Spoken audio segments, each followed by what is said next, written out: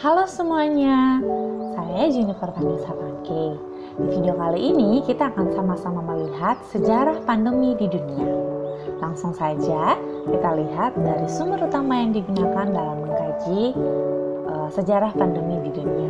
Kita menggunakan salah satu buku yaitu berjudul Fenomena Masyarakat di Era Pandemi COVID-19. Karena nanti salah satu pandemi yang akan difokuskan dalam video kali ini yaitu COVID-19. Penulisnya adalah seorang Dr. Lelia Hilda MSc.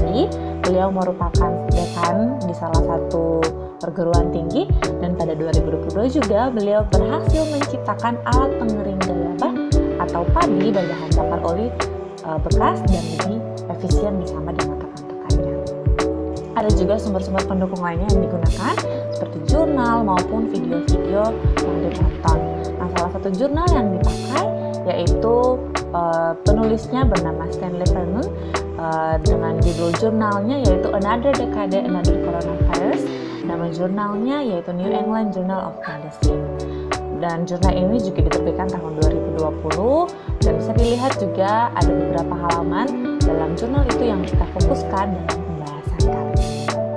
Langsung saja kita akan melihat bagaimana pandemi di dunia terjadi dari zaman dahulu hingga saat ini. Tercatat dalam sejarah ada kurang lebih banyak sekali pandemi yang pernah terjadi di dunia, namun secara garis besarnya kita rangkum dalam 4 bagian. Yang pertama tahun 1720 itu ada satu wabah atau pandemi yang sangat terkenal yaitu wabah Bacillus. Tahun 1820 yaitu wabah kolera. Dan tahun 1920 yaitu wabah flu yang sangat terkenal sekali dan banyak sekali kita ketahui bersama, dan yang sangat tidak kalah menariknya yaitu pada tahun 2019 kemarin yaitu wabah Corona 19. Nah, langsung saja kita melihat bersama bahwa pada dasarnya di zaman dahulu itu istilah pandemi berasal dari bahasa Yunani. Nah, kasus penularan virus itu sebenarnya telah terjadi sejak 400 sebelum Masehi di Yunani. Nah, pada zaman dahulu orang Yunani menyebutkan bahwa istilah pandemi itu dibagi menjadi 2 suku kata, yaitu pan yang artinya semua dan demo yang artinya orang. Nah, dengan demikian pandemi yang paling awal tercatat terjadi selama perang Peloponnesia pada era Yunani kuno. Penyakit ini melintasi Libya, Ethiopia, dan Mesir, lalu melewati pondok Athena.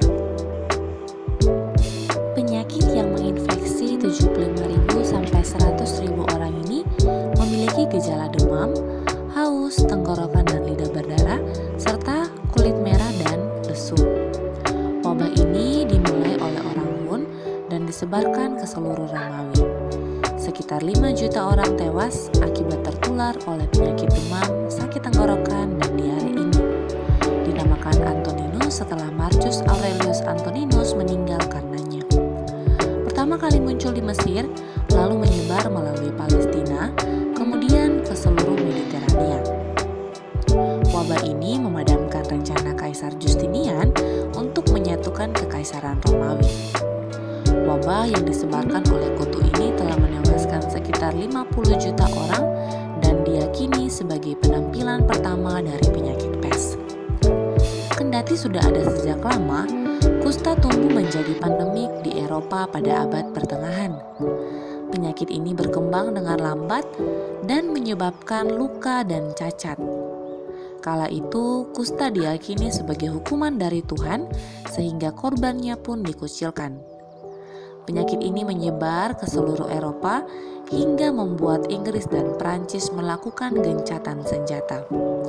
Sistem feodal Inggris juga runtuh akibat keadaan ekonomi yang terpengaruh oleh wabah ini.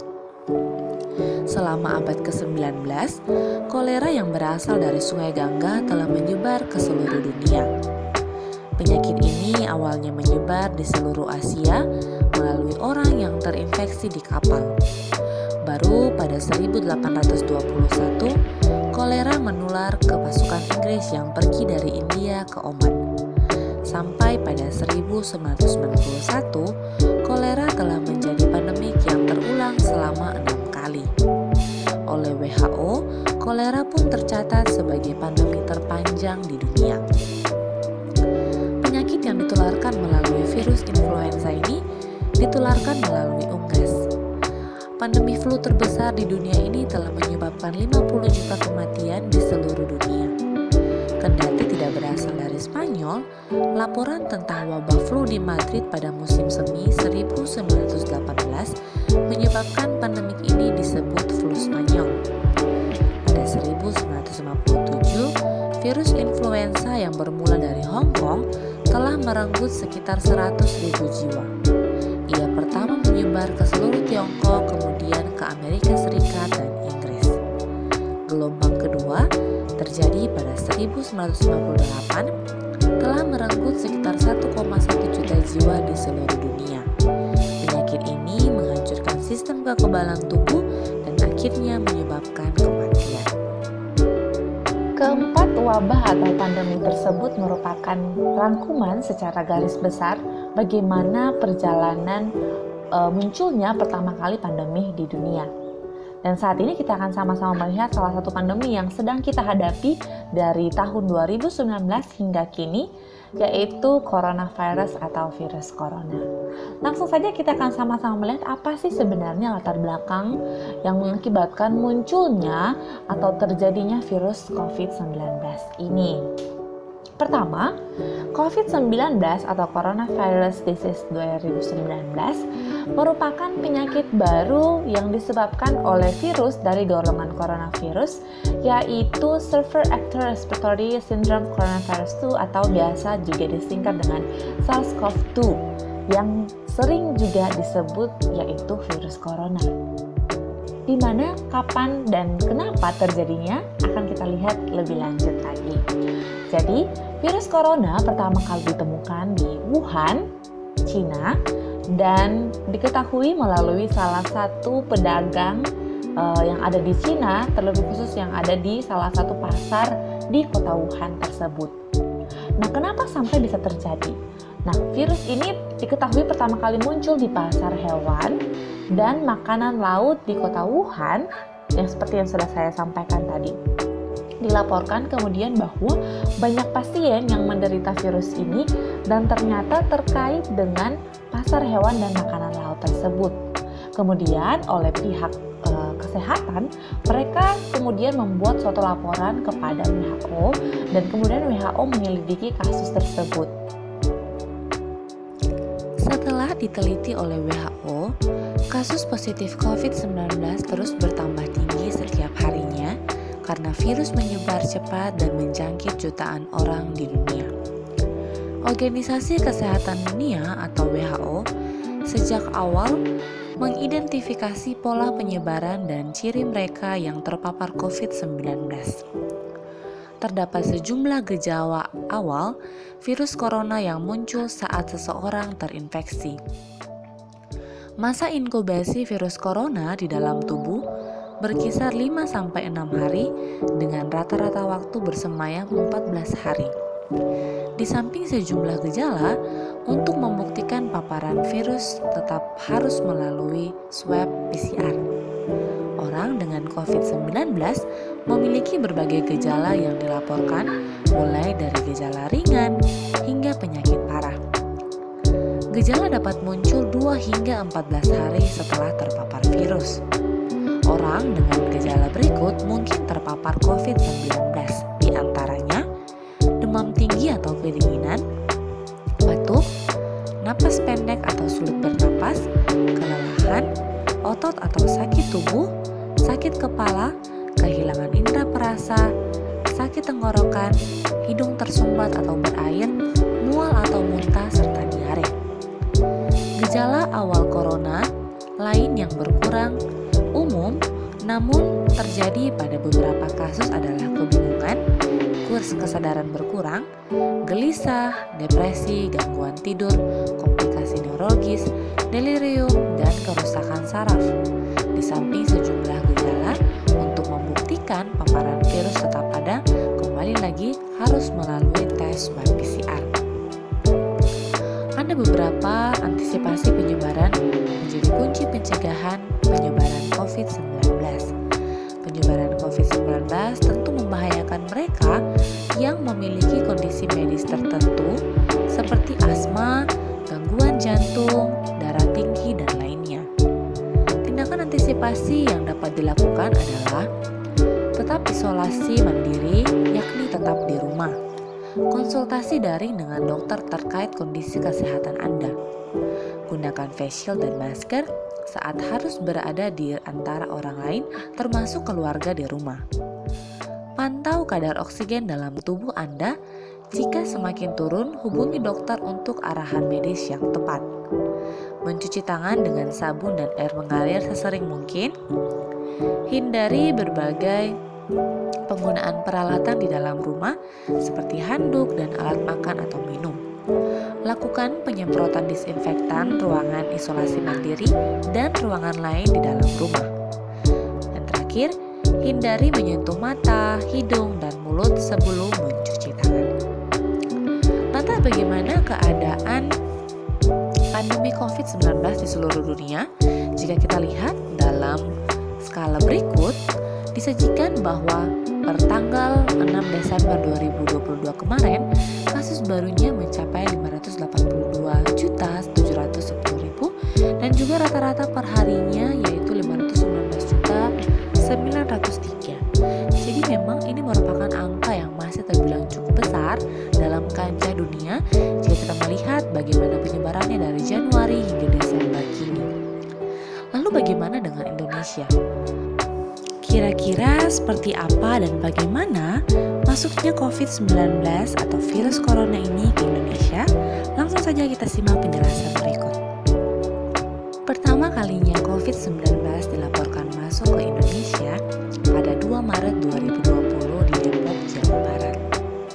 Kasus penularan pertama ini terungkap setelah pasien pertama melakukan kontak dekat warga negara Jepang yang ternyata positif COVID-19 saat diperiksa di Malaysia pada malam Valentine 14 Februari 2020. Selang 2 hari, pasien pertama merasa kurang enak badan dan mengeluhkan gejala yang mirip dengan COVID-19. Gejala yang ia rasakan seperti batuk, sesak, dan demam dalam kurun waktu 10 hari. Saat berobat ke rumah sakit di Depok, pasien pertama sempat dirawat dan didiagnosis mengidap bronkopneumonia, salah satu jenis pneumonia yang menyebabkan peradangan pada paru-paru. Usai dikabarkan rekannya yang warga negara Jepang positif COVID-19, pasien pertama langsung dirujuk ke RSPI Sulianti Saroso. Setelah dilakukan pengambilan spesimen dan spuntum oleh Balitbangkes, pasien pertama dinyatakan positif COVID-19 pada 1 Maret 2020, sementara awal corona di Indonesia diumumkan pertama kali pada keesokan harinya. Hasil tes ini pun akhirnya bisa menjawab kapan COVID-19 masuk ke Indonesia. Untuk pasien kedua, merupakan ibu dari pasien pertama. Ia tertular usai melakukan kontak dekat dengan anaknya. Pasien kedua mulai merasa tidak enak badan dan berobat ke rumah sakit di kawasan Depok. Saat itu, pasien kedua didiagnosa mengidap infeksi saluran pernapasan akut atau ISPA. Ia juga dirujuk ke RSPI Sulianti Saroso dan diidentifikasi terinfeksi COVID-19 pada 1 Maret 2020.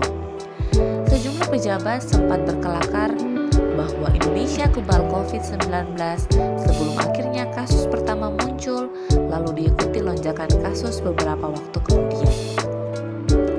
COVID-19 di Indonesia pertama kali mengalami lonjakan kasus pertama pada 9 Mei 2020 dengan jumlah kasus 533 kasus. Selanjutnya, pada 9 Juli 2020, kemudian kembali terjadi lonjakan kasus baru mencapai 1043 kasus. Ini menjadi penambahan kasus tertinggi sejak kapan COVID-19 masuk ke Indonesia. Meski COVID-19 di Indonesia sempat melonjak pesat hingga pernah mencatat kasus harian sebanyak 49.509 jiwa pada Juli 2021 lalu, kini kondisinya mulai membaik. Kondisi pandemi yang mulai melandai ini juga menjadi dampak dari pemberlakuan pembatasan kegiatan masyarakat atau PPKM yang masih dilakukan hingga kini. Dan kini kasus konfirmasi COVID di Indonesia mencapai 4.249 kasus. Nah, dapat dilihat juga bahwa kasus kematian baru di Indonesia pada tahun 2022 saat ini dari Januari hingga 6 Desember 2022 kemarin, yaitu kasus baru mencapai 3.744 kasus dengan rata-rata 7 harinya yaitu 3.849 kasus. Namun, kita perlu bersyukur bahwa dengan adanya serangkaian proses pemberlakuan yang dilakukan oleh pemerintah, dalam hal ini termasuk vaksinasi dengan vaksin pertama, kedua, hingga ketiga oleh seluruh masyarakat di provinsi manapun, kita dapat melihat bahwa adanya perbaikan hingga saat ini, di mana kasus COVID-19 mulai berturun hingga saat ini, dan bahkan proses PPKM pun mulai dikurangkan dan semua kegiatan mulai dilakukan secara normal kembali. Dan kita bisa melihat bahwa bagaimana pemerintah terus berupaya untuk menyelesaikan kasus COVID-19 di Indonesia hingga saat ini. Lantas, kira-kira apa relevansi dan signifikansinya terhadap bangsa dan negara kita? Pertama, lockdown.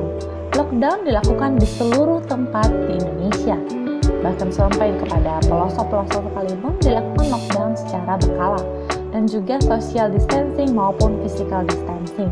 Hal ini dilakukan untuk benar-benar menjaga keamanan dan juga kesehatan dalam bagi masyarakat Indonesia. Lalu apa signifikansinya terhadap keadaan bangsa dan negara kita? Kita dapat melihat yang pertama dari dampak ekonomi, yaitu menjadi sangat terasa bagi masyarakat, khususnya kita semua dalam menjalankan akan perekonomian kita. Kita perhatikan orang yang bekerja dan berpenghasilan harian. Mereka biasanya harus bekerja menutupi kebutuhan keluarganya, akan tetapi anjuran dan bahkan larangan untuk tidak keluar rumah menjadi dilema bagi mereka. Jika keluar dianggap menjadi penyebab terjadinya penularan virus lebih cepat, dan jika tidak keluar, kehidupan ekonomi keluarga menjadi terancam. Belum lagi sebagian orang atau pekerja diminta atau di PHK. Bahkan secara ekonomi, pemerintah juga kewalahan mengelola keuangan negara. Tidak hanya ekonomi, dari sisi kehidupan sosial, kita juga terdampak secara langsung. Tatanan sosial dan interaksi sosial yang selama ini kita lakukan saat ini berubah total. Sahabat, rekan kerja, dan sebagainya selama ini kita jumpai, berjabat tangan, berangkulan, dan saling bersapa secara langsung. Akan tetapi saat ini semua itu menjadi sosok yang tidak takuti. Mereka seolah menjadi sosok yang membahayakan bagi kesehatan kita. Mereka yang menularkan kepada saya atau tidak menularkan kepada saya. Mungkin dalam pemikiran kita seperti itu. Masing-masing kita saling menakuti dan merubah tatanan sosial kita dan interaksi kita. Ditambah lagi dengan sulitnya ekonomi membuat kehidupan semakin terpuruk. Akibatnya saudara-saudara kita yang kehabisan akal untuk mempertahankan kehidupan ekonomi membuat tega dan rela melakukan kejahatan dan kekerasan seperti pencurian dan perampokan. Dari sisi dunia pendidikan juga terancam. Dampak pendidikan juga sangat terasa bagi kita. Berbagai agenda pendidikan dirubah dan bahkan ditunda. Guru yang selama ini berinteraksi dengan muridnya di kelas secara langsung, namun hari ini, bahkan pada beberapa waktu lalu, mereka harus melakukan pembelajaran dari rumah dengan mempersiapkan segala bentuk media dan materi, di samping dia juga harus mendampingi anak belajar dan mengerjakan tugas-tugasnya di rumah sebagai orang tua maupun anak. Tentu pembelajaran seperti ini kurang efektif dan efisien. Apalagi bagi guru-guru yang memang baru saja terjun pertama kali dalam dunia pendidikan, yang dalam hal ini baru pertama kali memegang kelas, dan juga itu merupakan salah satu hal yang cukup sulit baginya untuk menyesuaikan diri. Tidak hanya guru, siswa juga mengalami kesulitan yang cukup signifikan. Bahkan pada mahasiswa juga mengeluhkan hal yang sama. Artinya bahwa dalam dunia pendidikan, semuanya, tidak hanya guru, siswa, mahasiswa, bahkan dosen, semuanya mengalami pergumulan yang sama. Dan sama-sama berjuang untuk memajukan pendidikan ini melalui pembelajaran daring seperti seperti yang dikeluarkan atau ditetapkan oleh pemerintah. Nah, dari sisi kesehatan juga cukup terdampak. Hal ini dapat kita lihat bahwa penyakit semakin mewabah dan juga kematian menjadi suatu hal yang sangat sering terjadi. Bahkan dari dunia kesehatan, bahkan pihak medis sendiri banyak yang juga meninggal. Dan tidak hanya para korban COVID-19, tapi juga anak-anak, bahkan orang tua, pemuda, dan juga semua orang yang terkait, bahkan termasuk di dalamnya juga para perawat yang berjuang setengah mati untuk mengatasi akan COVID-19 ini. Oleh karena itu, memang betul-betul kita dapat melihat bahwa ini merupakan suatu pandemi atau wabah yang sangat besar, tidak hanya terjadi di Indonesia, tapi juga di seluruh dunia. Dan ini bukan satu hal yang main-main.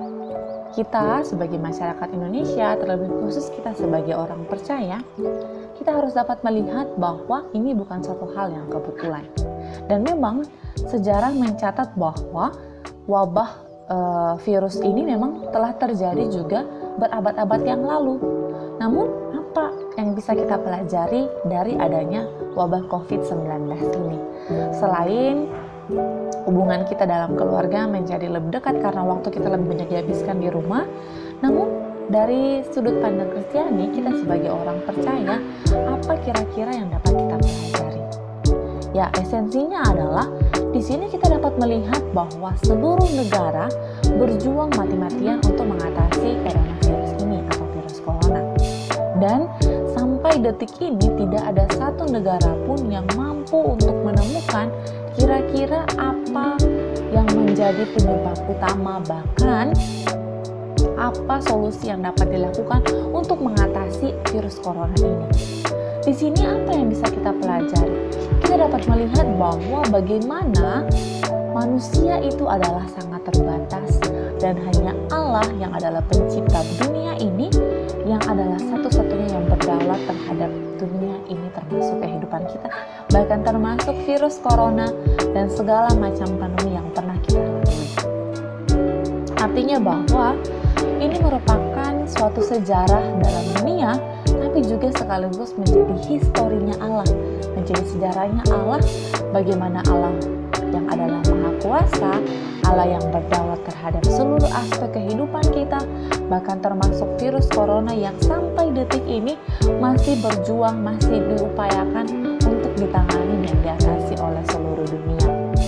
Oleh karena itu, sebagai umat percaya, sebagai orang-orang pilihan Allah, kita harusnya bisa merefleksikan diri kita bahwa sekuat apapun kita, sehebat apapun kita, sepintar dan sekaya apapun kita, jabatan yang kita miliki, pendidikan yang ilmu pengetahuan yang kita miliki, bahkan setinggi-tingginya kemampuan kognitif kita, itu tidak akan mampu menyelami Allah yang berdaulat, Allah yang Maha Kuasa. Oleh karena itu, seharusnya kita harus betul-betul menggumuli akan setiap keberadaan kita yang ada saat ini, terkhususnya dalam mengatasi wabah COVID-19 yang semakin hari semakin tidak bisa kita hindari. Oleh karena itu, melalui video ini, kita diharapkan dapat sama-sama belajar untuk saling menjaga kesehatan, menjaga diri kita, menjaga orang-orang yang ada di sekitar kita, bahkan terlebih lagi kita semakin untuk menjadikan Tuhan sebagai satu-satunya yang terdekat dan yang Maha Kuasa dalam kehidupan kita. Ya, karena itu mungkin ini juga waktunya bagi kita untuk merefleksikan kembali diri kita, sejauh mana kedekatan kita dengan Allah yang adalah satu-satunya yang Maha Kuasa dan berdaulat itu. Sehingga melalui Dia dan hanya memang melalui Dia, maka kita bisa dipulihkan, kita bisa disembuhkan melalui pengorbanannya dan melalui apapun yang dilakukan dalam kehidupan kita untuk mengatasi berbagai macam hal yang terjadi dalam kehidupan kita, termasuk virus corona yang terjadi saat ini. Oleh karena itu, semoga melalui video ini ada hal penting yang bisa teman-teman semua pelajari, dan kiranya apabila terdapat kesalahan kata, dimohon maaf. Lalu akhir kata, terima kasih sudah menonton video ini. Kiranya melalui video ini ada edukasi penting yang dapat teman-teman pelajari, dan juga tidak lupa saya sampaikan bahwa ada beberapa referensi juga yang saya gunakan untuk membuat presentasi di dalam video ini. Akhirnya, sekian presentasi yang dapat saya lakukan. Terima kasih.